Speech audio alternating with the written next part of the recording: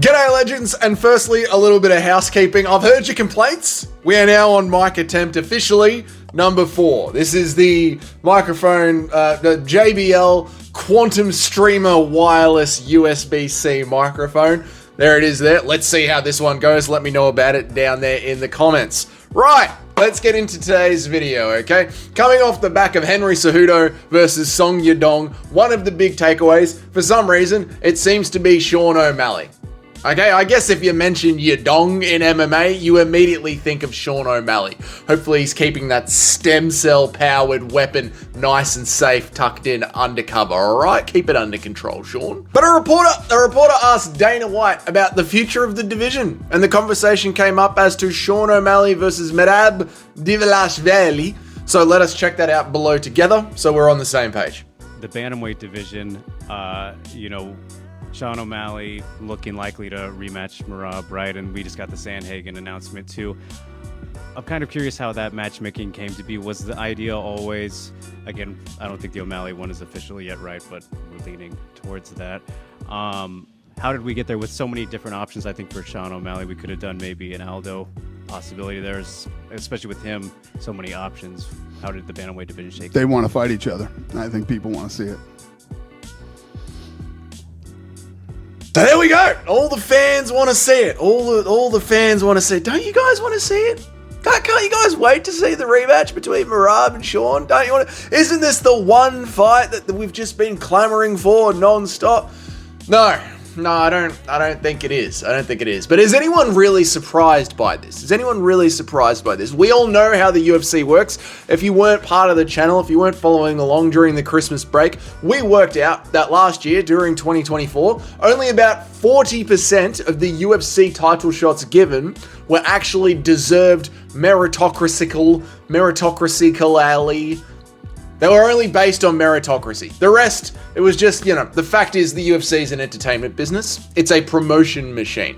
And to be fair, can you think of anyone in the bantamweight division that is easier to promote on the internet to the Gen Zs out there than Sean O'Malley? Really, I mean, he is just an easy win for the UFC. So I can see why the UFC is making this decision to set up the Sean O'Malley versus Merab Dvalishvili fight, even though I do not believe that it is a deserved title shot at all. And we should be feeling the same sort of rage that we felt about Israel Adesanya getting the shot against Dricus du Plessis for no reason. So does Sean deserve it? No, he doesn't. No, he doesn't. I think what should be happening is wildly obvious to anyone with eyes to see. You had Umar, which had a competitive fight with Merab Dvalishvili. You had Sean O'Malley, which I believe had a competitive fight with Merab Dvalishvili. There's a no-brainer. Put them together. Umar just fought. He can recover from the last fight that he just had during Ramadan, and Sean can make sure that the hip that he just had surgery on is 100% back to full health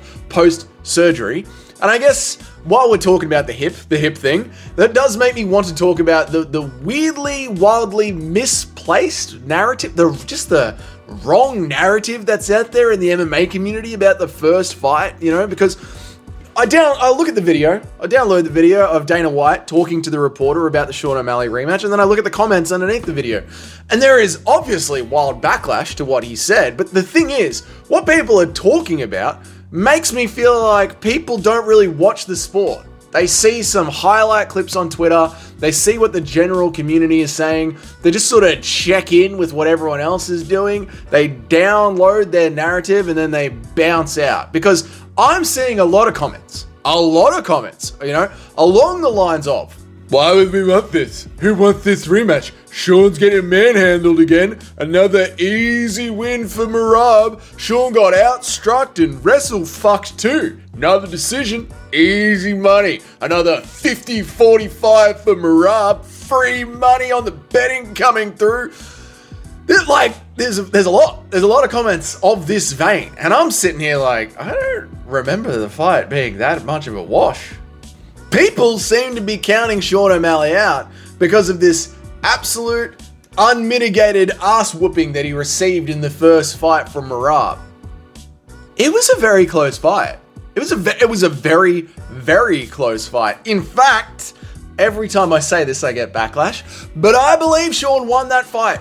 Okay, when you read the rules, impact-based scoring, Immediate over cumulative. I do believe that Sean won the third round. I believe that he stole it at the end of the third round, but that's fine. Not everyone has to agree with me. That's why we need 3 judges, not just 1. That's okay. But even when you look at 2 of the judges' scorecards, there is only 1 point separating Sean and Merab. It's not exactly a washout if there is 1 point separating the 2 of them. And also, I will admit, I am using Sal D'Amato and Chris Lee's scorecards, and Sal D'Amato is probably the most notoriously bad judge that we have in MMA, but if you got to bring evidence to court, if this is all the evidence that you got to fight with the army that you have on the field. You know what I'm saying? So still, I got 2 judges' scorecards here, and these 2 judges' scorecards, they point out that it was a lot closer than everyone in the MMA community seems to remember, okay? Wasn't this absolute ass whooping that Merab just unloaded onto Sean O'Malley? No diddy. Although he was kissing him, so maybe a little diddy. A pinch of diddy. And then the other bit of math that the MMA community just doesn't seem to be able to remember or put together is that we knew that Sean was going into this match, a counter-grappling match. He knew it was going to be a counter-grappling match. Maybe his coach, Tim Well, did it. I just never thought that he'd throw a double leg, Sean. I never would have picked it. Never would have thought. Double leg. My God, you don't see that a lot from a wrestler. Anyway, even though Tim Welch wasn't aware, we are sure that, we must be sure that Sean knew he was going into a counter-grappling match, and there was a lot of counter-grappling going into that fight, but Sean's hip was so bad leading into that fight that it required hip surgery to fix it up. He'd been talking about it for months, but he wanted the Merab fight because he wanted to fight on the Sphere. He wanted to be part of that historic event at the Sphere.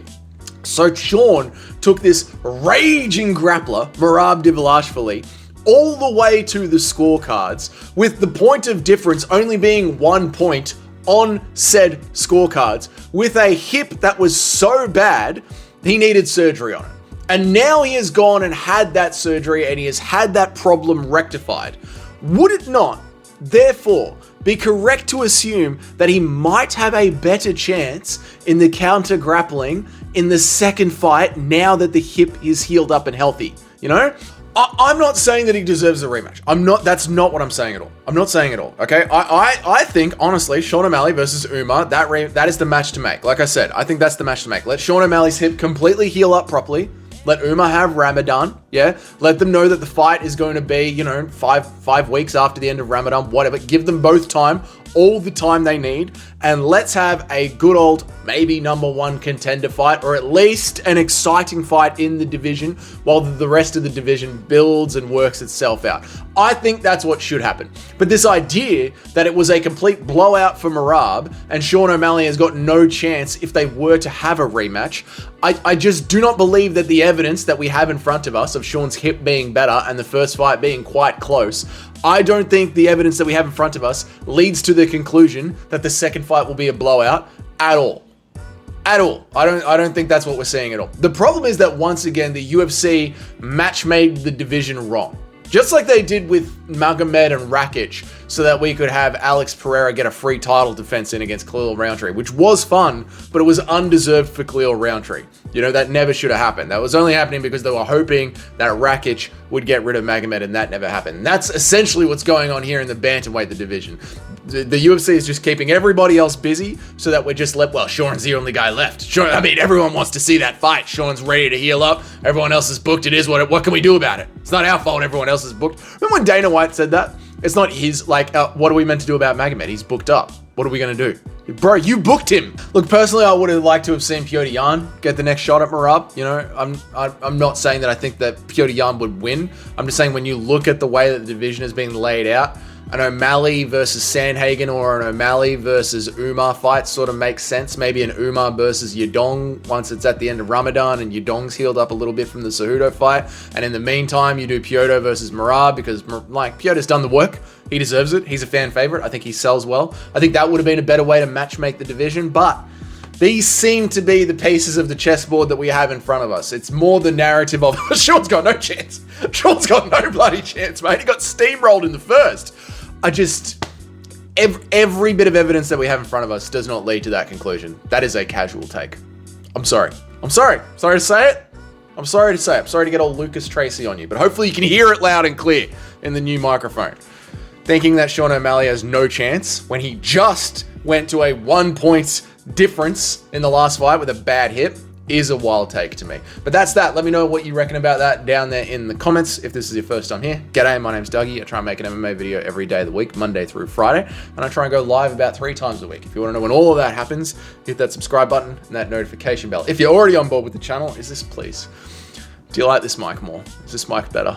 I'm sick of looking for microphones. I'm sick of it. Let me know down there in the comments. And if you're a paying member of this channel, thank you for helping me afford all these bloody microphones. You're a bloody legend. Your name's up in the next slide. And until then, I'll see you all in the next one. Bye.